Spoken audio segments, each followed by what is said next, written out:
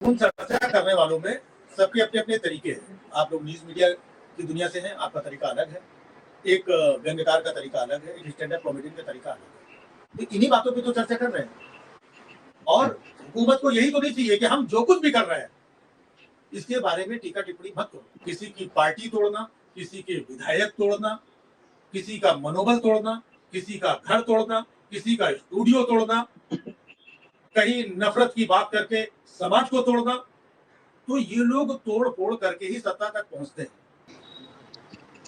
बोलते हिंदुस्तान पर तमाम दर्शकों का स्वागत है। इस वक्त महाराष्ट्र चर्चा में है। महाराष्ट्र चर्चा में ये तो कभी कानून व्यवस्था फेल होने की वजह से, कभी सरकारों का इधर उधर होने, कभी विधायकों का किसी होटल में चले जाना, न जाने कितनी वजह से वो चर्चा में रहता है। आज चर्चा का मुद्दा यह है कि एक कॉमेडियन ने हकीकत सामने लाकर रख दी। हंसी हंसी और मजाक मजाक में बहुत सीरियस बात कह दी, और इस सीरियस बात पर कुछ लोग इतने ज्यादा सीरियस हो गए कि वो ये बताने लगे कि वो इस देश में कहां कहां कैसे कैसे तोड़फोड़ कर सकते हैं, कैसे शीशे तोड़ सकते हैं, कैसे दरवाजे तोड़ सकते हैं, किस स्टूडियो को कैसे तहस नहस कर सकते हैं, वो तमाम तरीके वो बताने लगे। अब सवाल उठने लगा है कि इस देश पे क्या जो सटायर कहना है, कॉमेडी करना है, वो कला खत्म कर दी जाए। आधिकारिक तौर पर सरकार को ऐलान कर देना चाहिए कि भाई कॉमेडी जैसी चीज अब इस देश में नहीं हो सकती, जो कुछ होना है सीरियस होगा। हमारे साथ मशहूर कॉमेडियन राजीव निगम साहब हैं, उनके साथ हम चर्चा करेंगे। निगम साहब, स्वागत है आपका। Thank you sir, political satire तो आप भी करते हैं, डर लगता है जिस तरह से कुणाल कामरा के साथ उनके शो के बाद जो स्थिति बनी, वो तो चले गए, लेकिन जहां स्टूडियो में उन्होंने वो शो किया उसको तो तहस नहस कर दिया। और अब तो खबर है कि बीएमसी वाले भी पहुंच गए अपने हथौड़े लेके, वहां पर कुछ कमियां निकालकर उसे भी, वो हो सकता है उसे भी तोड़ दें। तो डर लगता है क्या कि भाई अब बचा नहीं है कुछ? अभी ये जो तोड़ फोड़ का कार्यक्रम यहाँ पे हुआ है, ये कुछ समय पहले ये लोग, इन्हीं के बहुत सारे लोग अनाउंस कर रहे थे कि हम औरंगाबाद में जाके कब्र तोड़ेंगे, फोड़ेंगे, कब्र उखाड़ेंगे। तो वहाँ पर किन्हीं कारणों से तोड़ फोड़ नहीं कर पाए, लेकिन इनकी जो तोड़ फोड़ की प्रवृत्ति है, जो इनके अंदर भरा हुआ है दिमाग में तोड़ फोड़, वो कहीं ना कहीं करना था, वहाँ नहीं कर पाए। तो किसी मासूम आदमी को, एक मासूम कॉमेडियन को, एक गरीब आदमी, गरीब ही कहेंगे अगर उसका स्टूडियो तोड़ दिया, कैसे कैसे कितनी मुश्किल से एक आदमी कैसे व्यवस्था करके अरेंज करके एक स्टूडियो बनाता है। और वो स्टूडियो कुणाल कामरा का भी नहीं है, वो एक स्टूडियो है जहाँ पर लोग जाते हैं, उसका एक रेंट देते हैं और अपनी रिकॉर्डिंग करते हैं, अपना शो करते हैं। ये प्रॉपर्टी तो दूसरे की तोड़ दी। हमारे मुख्यमंत्री जो हैं, अभी नागपुर की घटना हुई तो उसमें कह रहे थे कि जितना भी नुकसान हुआ है, ये दंगाइयों ने जितना नुकसान किया है उन्हीं से वसूला जाएगा। तो हमारे मुख्यमंत्री जी ये भी बताएं, क्या ये जो तोड़ फोड़ करने गए थे, क्या ये दंगाई नहीं थे, या इन दंगाइयों से भी तोड़ फोड़ का पैसा इन्हीं से वसूला जाएगा? ऐसा स्टेटमेंट अभी तक कोई नहीं आया है। तो इसका मतलब ये है कि चारों तरफ मनमर्जी चल रही है। जहाँ पर होगा हम किसी को उठा के अरेस्ट कर लेंगे, जहाँ पर होगा हम तोड़ फोड़ कर देंगे, जहाँ पर होगा हम तुमसे पैसे वसूल लेंगे, जहाँ पर होगा हम अपने तरीके से करेंगे। भाई पुलिस की मौजूदगी में हुआ है। कुणाल कामरा ने क्या बोला, क्या कहा, वो तो पीछे की बात है। उससे बड़ा क्राइम ये हुआ है कि पुलिस की मौजूदगी में अराजक तत्वों ने लॉ एंड ऑर्डर को तोड़ते हुए एक स्टूडियो को तोड़ा है। सबसे बड़ा इशू और मुद्दा तो ये होना चाहिए, वो तो कॉमेडियन है, कॉमेडियन का काम ही है हंसना, बोलना, मस्ती, कुछ बहुत ज्यादा चीजें तीखी, धारदार, व्यंग, सटायर, ये तो उसका काम है। वो तो अपना काम कर रहा था। तो इसका मतलब आपका भी काम है तोड़ना फोड़ना, लोगों को डराना और धमकाना, और आपके शासनकाल में हो रहा है। आपका लॉ एंड ऑर्डर क्या है? पहले तो सवाल इस पे उठना चाहिए। इसका मतलब ये खुलेआम बदमाशी, दादागिरी है और कुछ नहीं। राजीव जी, अभी कुछ दिन पहले हमने देखा कि डोनाल्ड ट्रंप अमेरिका के राष्ट्रपति बने, तो उन्हें भी इसी तरह से देखा जाता है, मनमर्जी करने वाले नेता के तौर पर, कि जो मन में आएगा वो करेंगे। लेकिन वहां तो बहुत अच्छे अच्छे कॉमेडी शो बने, जिसमें बकायदा डोनाल्ड ट्रंप का गेटअप लिए किरदार नजर आया, एलन मस्क के किरदार में गेटअप लेकर कॉमेडी होती नजर आई। वहां कुछ ऐसा क्यों क्यों नहीं हुआ? वहां क्यों नहीं ये तोड़फोड़ वाले नेता होते हैं? क्योंकि जो काम करने का तरीका बताया जाता है, जो मनमर्जी करने का तरीका है, वो तो लगभग लगभग सेम दिखता है, कहा नहीं, जाता है। देखिए लेकिन मैं आपको वहां बताऊं इतने, वहां क्यों क्या ये नहीं होता? क्या है कि यहाँ पर तोड़ फोड़ करके ही लोग सत्ता तक पहुंचते हैं। तोड़ फोड़ में बहुत सारी तोड़ फोड़ शामिल है। किसी की पार्टी तोड़ना, किसी के विधायक तोड़ना, किसी का मनोबल तोड़ना, किसी का घर तोड़ना, किसी का स्टूडियो तोड़ना, कहीं नफरत की बात करके समाज को तोड़ना। तो ये लोग तोड़ फोड़ करके ही सत्ता तक पहुंचते हैं। तो इनकी मानसिकता तोड़ फोड़ की है। डोनाल्ड ट्रंप के साथ ऐसा नहीं है। डोनाल्ड ट्रंप दूसरी पार्टी को तोड़ करके कोई खोखे और ये वो करके इधर से उधर उधर से इधर करके नहीं है। वहां पे क्लियर चुनाव होता है। और दूसरी बात, टॉलरेंस की बात होती है। जब ये बाकी चीज़ों में कहते हैं कि यार देखो अमेरिका कहाँ से कहाँ पहुँच गया और ये है, यूरोप के देशों को देखो, फ्रांस को देखो, तो वहाँ पे चुने हुए लोगों को, प्राइम मिनिस्टर और प्रेसिडेंट को, उनको सामने बैठाल करके इतना हार्श कॉमेडी की जाती है, उनके मुंह पे बोला जाता है और वो एंजॉय करते हैं। यहाँ पर सब कुछ दिल में ले लेते हैं, क्योंकि ये कमज़ोर दिल के लोग हैं, नासमझ लोग हैं। इनको ये नहीं पता है कि ये हास्य व्यंग्य के लिए बोली जा रही है। अगर ये बोला, अगर आप नहीं भी तोड़ते फोड़ते, नहीं भी इतना बवाल काटते, तो क्या हो जाता है? क्या हो जाता है? लेकिन हालात ये हैं कि अब जो शिंदे साहब हैं, शिंदे साहब की जो पोजीशन है अभी वो खतरे में है। चुनाव के बाद से वो कभी सीएम थे, अभी उनको डिप्टी सीएम बना के किनारे डाल दिया गया है। अक्सर खबरें आती कि उनकी सुनी नहीं जा रही है। अक्सर सुनने में आता है कि इनकी पार्टी को भी खतरा है। तो अब अपने आप को लाइमलाइट में कैसे लाएं, दिल्ली वालों को अपनी हनक कैसे बताएं, उसके लिए एक मासूम कॉमेडियन के छोटे से हिस्से को सहारा बना करके, तोड़ फोड़ करके आज अपने आप को लाइमलाइट में रखने का काम किया जा रहा है। अदरवाइज तो अब तो मीडिया भी शिंदे साहब को नहीं दिखाती है, उनकी पार्टी के बारे में बात नहीं करती है। आज वो कम से कम टीवी पे दिख रहे हैं, उसके बारे में चर्चा हो रही है, बहुत सारी बातें हो रही हैं। तो ये अपने आप को लाइमलाइट में रखने के लिए एक मासूम, एक गरीब, एक छोटा इंसान ही कहूँगा, जो कि वो बड़े बड़े लोग हैं, उसको टारगेट बना करके, उसको तोड़ फोड़ करके ये अपनी राजनीति को चमका रहे हैं। बाकी का और कुछ नहीं है। ऐसी कोई बात नहीं हुई है। इससे ज़्यादा कॉमेडियन बोल चुके हैं। और दूसरी बात, अगर मैं ये कहूँ कि अगर उसने कोई ऐसा शब्द बोला है जो आपको बुरा लगा और आपने तोड़ फोड़ किया, तो उसने शब्द अपने आप से तो बोला नहीं है। ये शब्द मार्केट में बहुत दिन से चल रहा है, न्यूज में आ रहा है, फलाना नेता बोल रहा है, ढिमाका नेता बोल रहा है। तो जब हम बहुत सारी चीजें इधर उधर से सुनते हैं, वही बात हम करते हैं। हम अपने घर से बातें लेकर के नहीं आते। और गद्दार तो सैकड़ों बार उद्धव ठाकरे साहब ने बोला है।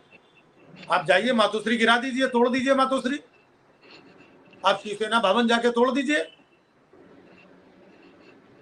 वहां पर विधानसभा के बाहर 50-50 खोखे ऐसा तख्ती लगा करके गद्दार गद्दार विधानसभा के बाहर चिल्लाया गया। तो जिन विधायकों ने, जिन नेताओं ने चिल्लाया, कितनों का अरेस्ट किया आपने?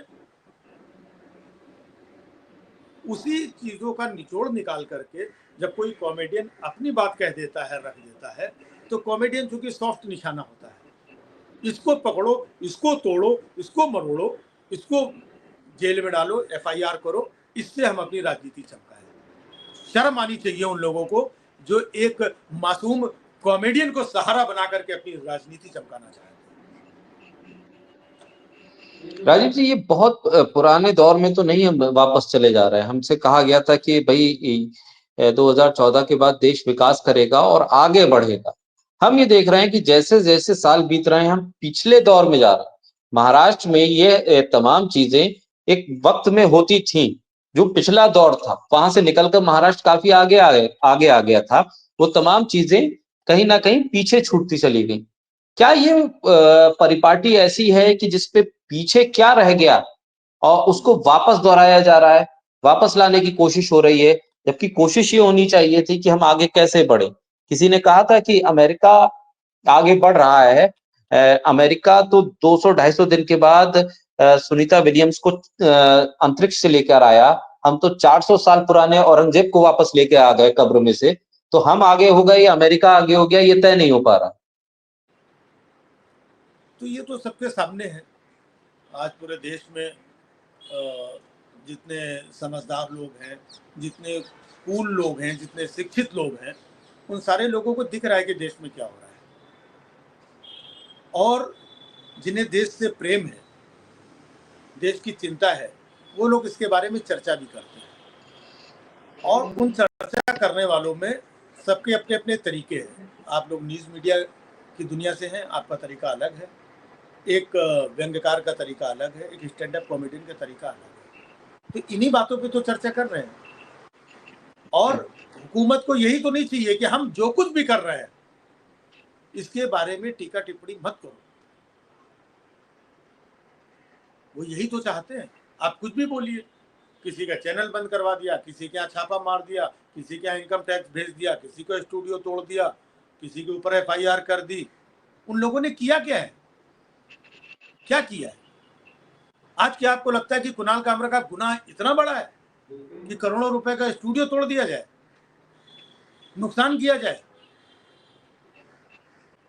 आज सरकार की जिम्मेदारी क्या होती है कि लोगों को काम और रोजगार दे। आज कुणाल कामरा ने कह दिया कि भैया मैं नहीं करूंगा, आगे से काम ही नहीं करूंगा, स्टैंड अप भी बंद कर दूंगा। तो एक आदमी का, बंदे का रोजगार छीन रहे हो। सरकार का काम रोजगार देना है और ये छीन करके खुश हो रहे हैं।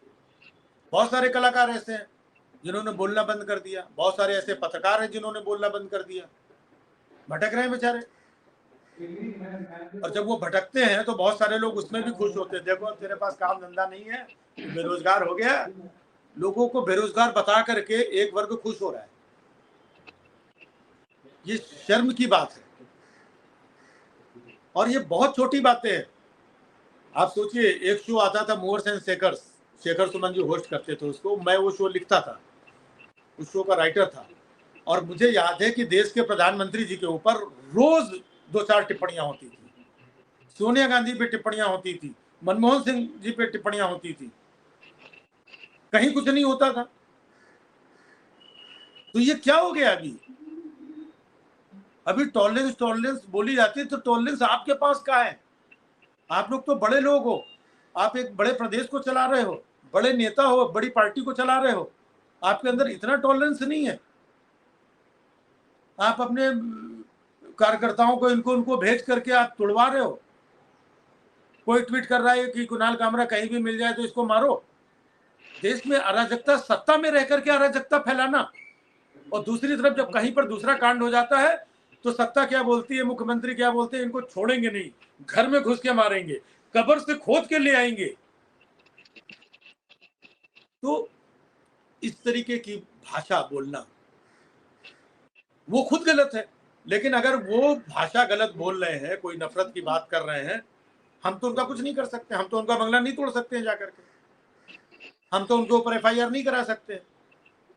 लेकिन हम गरीब हैं, हम मासूम हैं, हम निहत्थे हैं, हमारे ऊपर आप जुल्म कर लीजिए।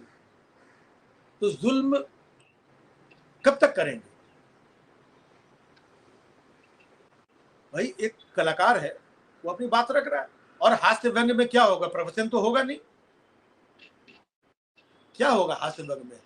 जो देखा जाता है, जो ऑब्जर्व किया जाता है, उसी की कोई शार्प चीज को निकाल करके बात रखी जाती है।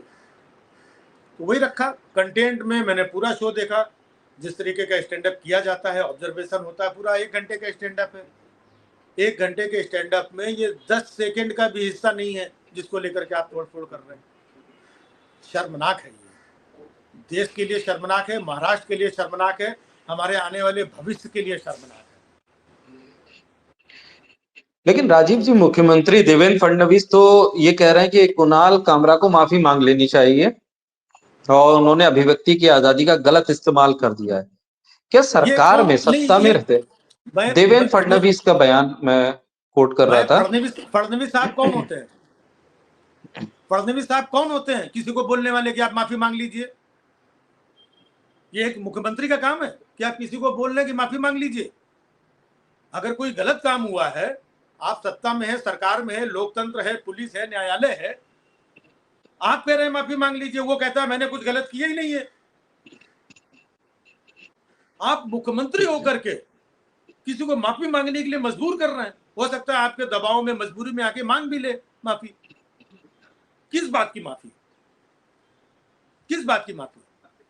और मुख्यमंत्री जी, आपके पास क्या यही काम बचा है? नागपुर में इतनी बड़ी घटना हो गई, आप कहते हो कि सुनियोजित था, पूर्व नियोजित था, वो आप पता लगा नहीं पाए, और आप एक कॉमेडियन को बोल रहे हैं कि माफी मांगो। उसको माफी मांगने के लिए आप सीएम हैं। अफसोस होता है। आपको इस मैटर में पढ़ना ही नहीं चाहिए। आपको तो अगर पढ़ना चाहिए तो आपको ये करना चाहिए कि आपकी सत्ता में, आपके लॉ एंड ऑर्डर में कुछ अराजक तत्वों ने, गुंडों ने जो तोड़फोड़ की है, जो नुकसान किया है, पुलिस की मौजूदगी में किया है, ये बर्दाश्त नहीं किया जाएगा। मुख्यमंत्री जी को ये बोलना चाहिए था। मुख्यमंत्री जी सबसे पहले इन लोगों को गिरफ्तार करवा के इनकी परेड करवाते कि ये देखो हमारा लॉ एंड ऑर्डर है, किसी को कानून हाथ में लेने का हक नहीं है। वो उन्होंने नहीं बोला। वो ठीक है, फॉर्मेलिटी के लिए बाद में वो पकड़े जाएंगे, ये किया जाएगा। मेन तो वो है भाई, उसने जो कुछ कहा बोला, ये तो प्रैक्टिकली दिख रहा है कि आप लोगों ने, इतने लोगों ने खड़े होकर के तोड़फोड़ की, पुलिस मौजूद थी वहां पर। तो ये सीधा सीधा मुख्यमंत्री जी का फेलियर है, उनका लॉ एंड ऑर्डर का फेलियर है। और इसके बावजूद मुख्यमंत्री जी किसी और को माफी मांगने के लिए बोल रहे हैं, तो तरस आता है। ये वही मुख्यमंत्री हैं, पहले भी मुख्यमंत्री रह चुके, ऐसे हालात नहीं थे इनके, आज क्यों बोलना पड़ रहा है इनको? आप ही का शहर है मुंबई, आप ही का शहर में तोड़फोड़ हो रही है, इससे आपकी बदनामी हो रही है। एक कलाकार ने अगर कोई चीज कह दी है, उसका इन्वेस्टिगेशन करिए, उसका पुलिस एफआईआर करिए, अदालत में जाएगा, वो अदालत के जाकर के अपने पक्ष रखेगा और फिर तय होगा। आपने तय कर लिया, आप मुख्यमंत्री हैं कि जुडिशरी हैं? तो हमारे ख्याल से सीएम साहब को लॉ एंड ऑर्डर पे ज्यादा ध्यान देना चाहिए, बजाय इसके। अच्छा, माफी मांग लिया किसी ने, बात खत्म हो गई। भाई हाँ, हमें माफ कर दो भाई साहब, तो कल को दूसरा भी कोई आके कुछ भी बोल देगा, वो भी आकर के बाद में हमें माफ कर दो। माफी क्या होता है? चाहे माफी मांगने वाला हो या माफी मंगवाने वाला हो, जो बात हो गई है हो गई है।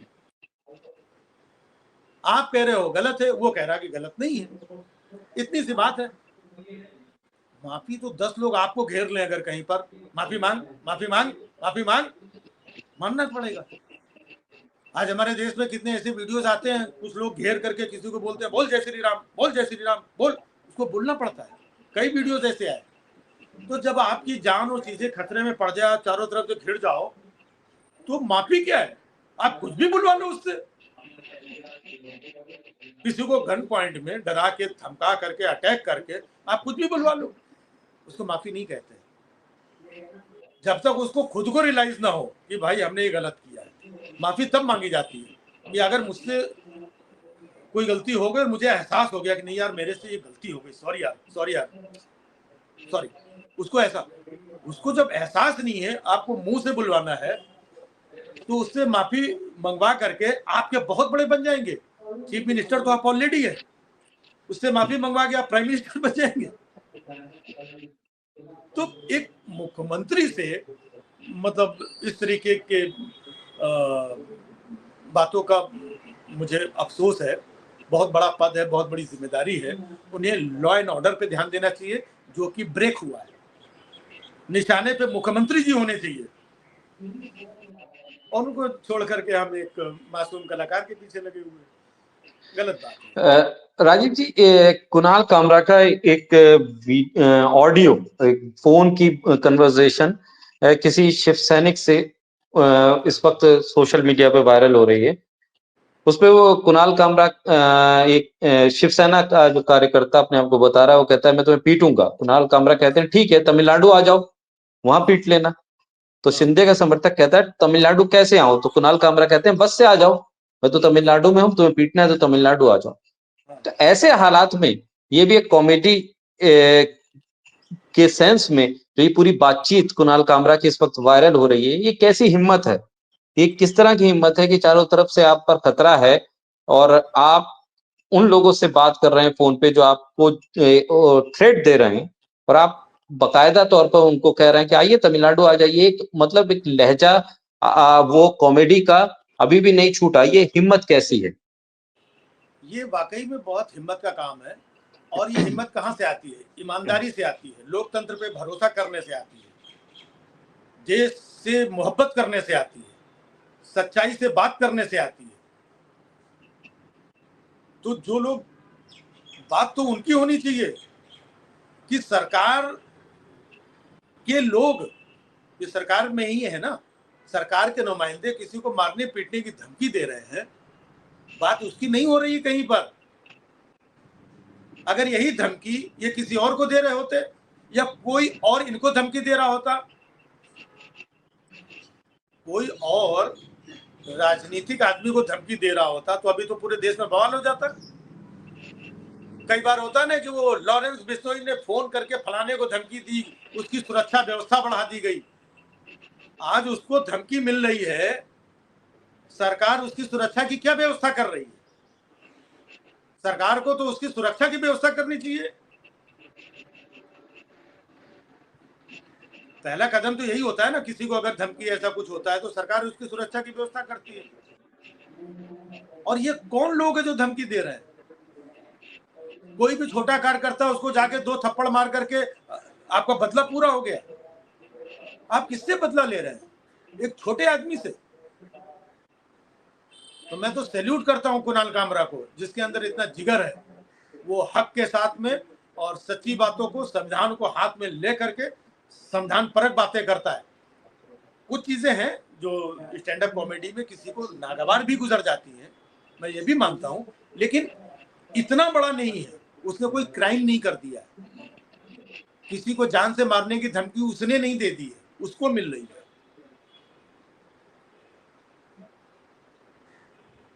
उसने किसी का घर परिवार स्टूडियो नहीं तोड़ा है, उसका तोड़ा गया है। तो वो विक्टिम है, और विक्टिम को ही सत्ता के लोग मारने पीटने दौड़ाने और कूटने की बात कर रहे हैं। तो लॉ एंड ऑर्डर कहाँ है? देश का लोकतंत्र कहाँ है?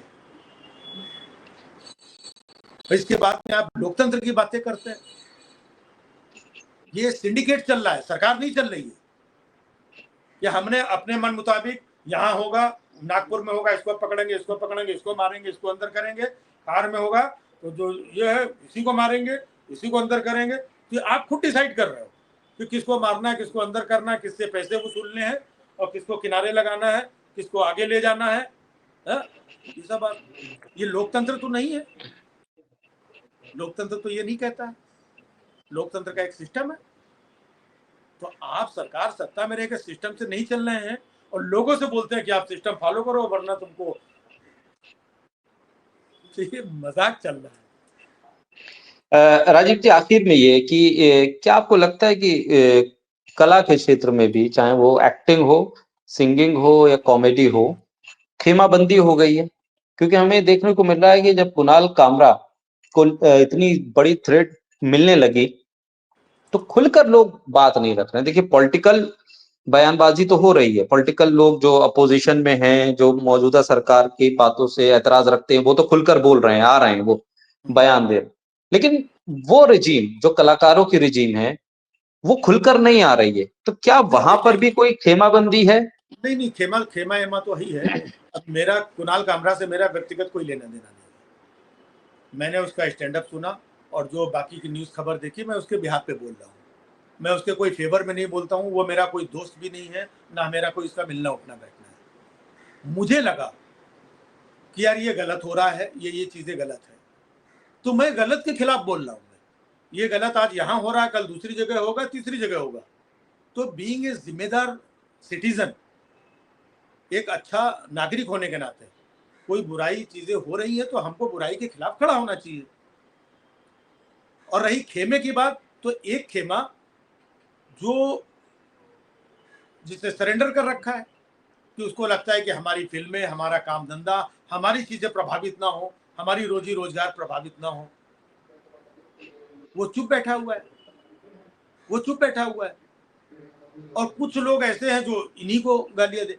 तो दो खेमे में तो मामला बट ही चुका है, और सिर्फ इंडस्ट्री की बात नहीं, सब जगह, हर जगह हालात ही हो गए। तो वेरी सैड कि सच्ची बात के लिए, हक के लिए कोई खड़ा नहीं होता है। अब ये होता है कि इनके फेवर की बात है तो ये लोग खड़े होंगे, उनके फेवर की बात है तो वो लोग खड़े होंगे। तो ये जो बंटवारा है, ये देश के लिए नुकसानदेह है, समाज के लिए नुकसानदेह है, सच्चाई के लिए नुकसानदेह है। और हम सब सच्चाई के साथ, समाज के साथ और देश के साथ मजबूती से खड़े हैं, खड़े थे और मरते दम तक खड़े रहेंगे। बहुत शुक्रिया राजीव जी, बोलता हिंदुस्तान को समय देने के लिए, हमारे साथ चर्चा करने के लिए बहुत शुक्रिया।